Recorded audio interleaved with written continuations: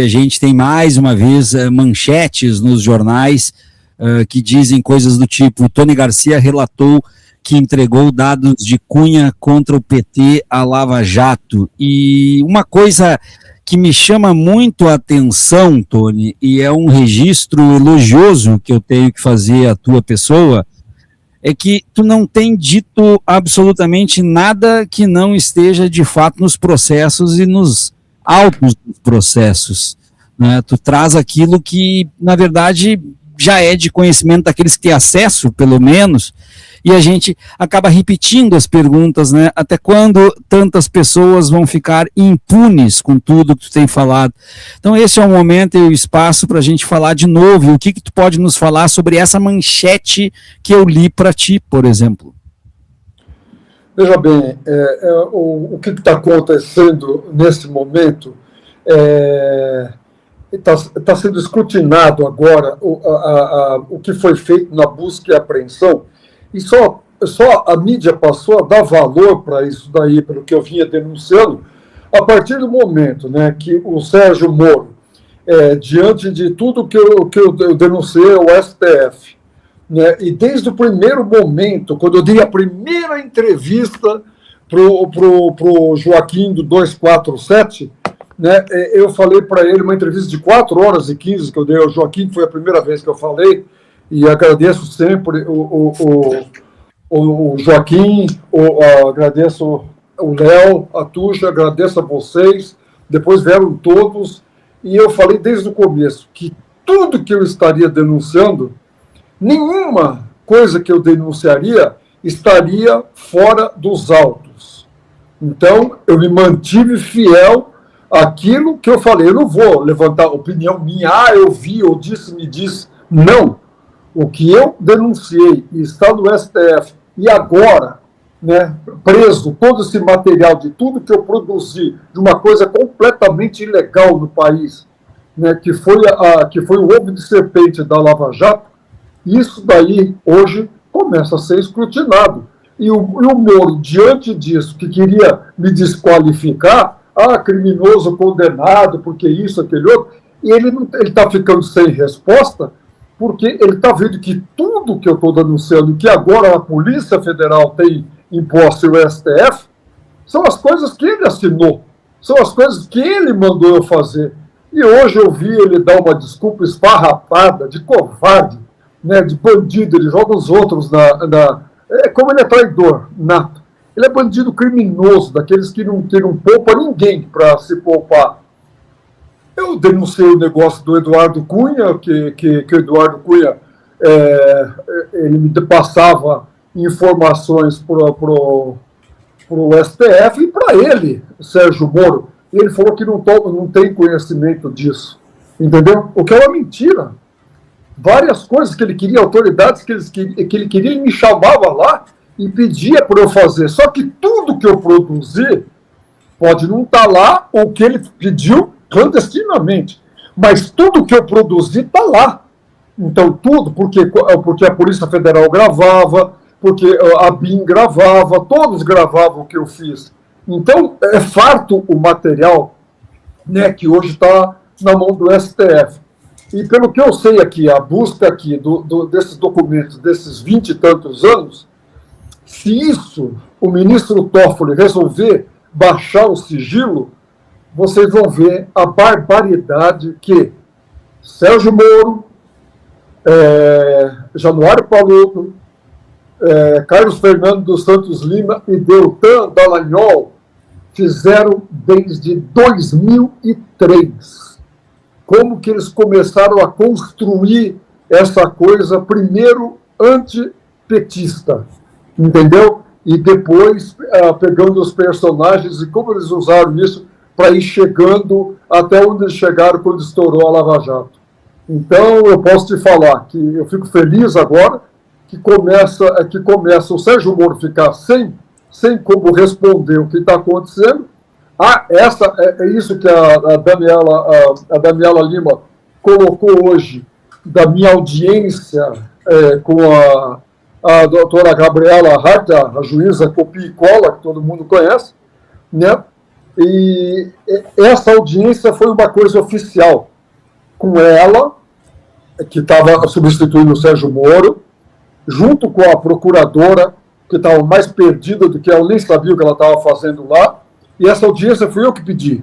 E lá eu denunciei tudo o que eu estava fazendo, porque eles estavam me retalhando, querendo quebrar um acordo fajuto de 2004, quando me prenderam por obstrução à justiça, para conseguir o que eles queriam. Só que essa audiência que ela me concedeu, ela queria quebrar esse acordo, transitado e julgado desde 2006. Ela queria inventar uma coisa para me punir de uma coisa que eu não entreguei para eles, que a Força Tarefa queria, que era uma gravação do Beto Rich. E o que acontece? Quando ela sai da vara, assume o doutor Apio, e o doutor Apio vê a denúncia que eu fiz, envolvendo deputado federal, isso, um monte de gente, que tinha prerrogativa de foro, e a hora que ele viu aquilo, ele enviou para o STF. O STF sorteou, caiu na mão do ministro Dias Toffoli, entendeu? Que depois avocou para si, sem a gente pedir, ele avocou, quando viu a minha denúncia, ele avocou para si os autos, e a partir dali abriu o inquérito. Né? Esse inquérito foi aberto há 3 anos e meio atrás já, está quase passando um pouco disso já, foi aberto esse inquérito e foi concluído tudo com essa busca e apreensão, que, veja bem, isso é para você, é muito importante, inclusive para o público de vocês saber. É a primeira vez na vida do Brasil, do país, da democracia, que a Polícia Federal faz uma busca e apreensão em uma vara federal, entendeu? Onde passaram por ali vários juízes que cometeram crimes. Eu cito 3. Sérgio Moro, Daniela Hart e Danilo Pereira Júnior, que hoje está na vara até lá.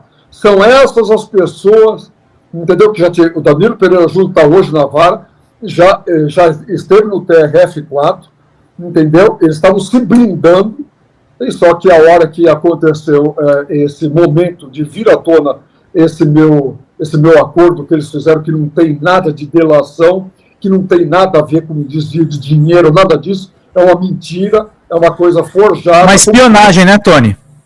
Total. Veja, a hora que vocês, que tiver aí, que o ministro derrubar o sigilo, vocês vão ver. Ele me prende por obstrução à justiça de um caso de 10 anos atrás, ele manda me prender, uma acusação de que eu teria usado o telefone do meu escritório para falar com o meu advogado, que era ex-presidente do TRF4, tinha sido professor do Moro. Ele me pede para uma testemunha que tinha endereço em São Paulo, em Curitiba, para depor rápido em São Paulo, porque esse juiz estava fazendo trabalho sujo, e que era para fazer lá. Ele, advogado, falou para mim, eu só falei, ok. Ele me prendeu por obstrução à justiça. Mas tudo bem. Mas aí é a coisa que ele pegou depois de 10 anos, porque ele queria pegar primeiro o Bertoldo, que era meu advogado, Roberto Bertoldo. E ele fez essa prisão totalmente ilegal, entrou, bloqueou bens de pessoas relacionadas a mim, um terror. E a hora que eu vejo na capa as denúncias para me prender, a hora que eu vi aquilo, eu falei, putz, isso é ridículo. Para mim está tudo ótimo, né? Então eu vou responder. Aí me chega um policial, no primeiro dia que eu fui preso, da Polícia Federal, eu cheguei lá, era meio-dia, quando deu às 3 horas da tarde, um policial encosta em mim, que era o chefe da operação, e falou para mim, eu tenho um recado para você. O Capa Preta era ele, o Capa Preta mandou você destituir os teus advogados, que era o Roberto Bertoldo, era o sócio dele, e também o Saliba. Eu falei, vai destituir por quê? Não, porque o problema está lá. Se você não fizer isso, entendeu? E eles forem entrar com habeas corpus, com alguma coisa, ele vai te jogar no presídio amanhã. Ele falou. E ele sabia que eu tinha sido presidente de 2 CPIs, eu prendi um monte de quadrilheiros. Se eu fosse para a penitenciária, eu ia morrer lá e um dia ia me matar. E ele sabia que tinha isso aí, então ele ameaçou familiar, irmão meu, minha mãe, tudo. Ele ameaçou que ou eu cumpria aquilo lá e ficava lá, tudo bem. Até que eu chamei um advogado meu, Silvio, que é meu amigo, e das empresas da família. Ele me orientou, falou: eu não conheço de direito penal. Eu vou ter que pegar um amigo meu, entendeu? E um amigo meu, que eu conheço bem e tal, que é o doutor Figueiredo. Falei: então tá, então traga ele comigo. Fui obrigado a destituir os advogados, constituir outros, e a hora que nós chegamos para conversar com ele, ele me apresenta uma barbaridade do que ele queria, de coisas que eu podia fazer, que não tinha nada relacionado com o que ele me prendeu. São 30 tarefas que se desdobraram de umas 80 durante esses anos, ou mais, aonde ele buscava informação. Então, eu, além de ser, né, eu era um preso sem causa. O acordo de colaboração previa o quê?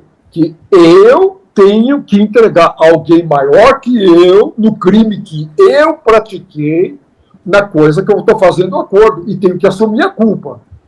Primeira coisa, vocês vão ver quando isso vier à tona, entendeu? Que eu não assumi a culpa. Eu falei: é mentira o que vocês estão falando, é mentira, eu quero provar. Ah, então o Ministério Público fala: não, então nós não temos interesse de fazer a colaboração. Eu falei: então tá bom, então eu não faço a colaboração. Entendeu? Ah, mas não, mas aí o Sérgio Moro entra na conversa e fala: não, mas esse juízo tem interesse na sua colaboração. Nós não podemos fazer de um outro jeito, numa outra empresa, então, tal. Aí arranjaram uma outra empresa de uma coisa que eu tinha comprado 6 carros importados. Eu falei: tudo bem, eu faço. Então, essa empresa, o senhor vai assumir a culpa de coisa fiscal que eu tinha lá, não tinha pago imposto. E a empresa é sua. Eu falei: não, não é minha. A empresa desse fulano também não assumo. E aí eles não queriam fazer o acordo, aí passaram por cima de tudo isso, e vocês vão ver, isso está nos autos, está no acordo, entendeu? E eles me deram 30 tarefas, uma que tinha a ver com o consórcio Garibaldi, que eu fiz em 2 minutos lá antes de começar, e a hora que eu saí, eles me colocaram de agente infiltrado, agente provocador. Eles queriam que eu provocasse conversa com as pessoas, entendeu? Para colher o que eles queriam. E que eu grampeasse todo mundo, inclusive os meus advogados, que eles não queriam que eu participasse das conversas com eles, com os advogados, principalmente o Moro. A doutora Ivanilza, lá, que era da diretora da vara, que está aí até hoje, ela me ligava e falava: o doutor quer falar com você. Eu perguntava: com ou sem? Ela falava: sem. Ela já sabia que era com ou sem advogado. Aí eu chegava lá, ele fechava a porta, desligava a câmera da sala dele, né? Quando eu pedia para ir lá falar com ele, ele ligava a câmera. Quando ele me chamava, ele desligava a câmera. E ali ele me dava as tarefas. Só que tudo que ele me dava, entendeu?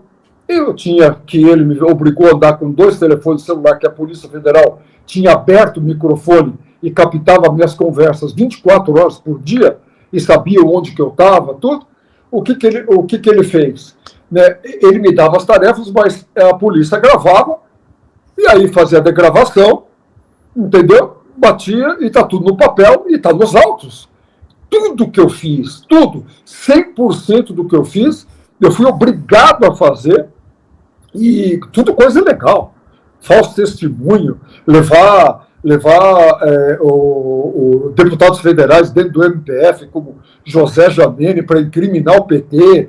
Tudo isso aí aconteceu desde 2004, entendeu? Eles queriam fazer isso daí.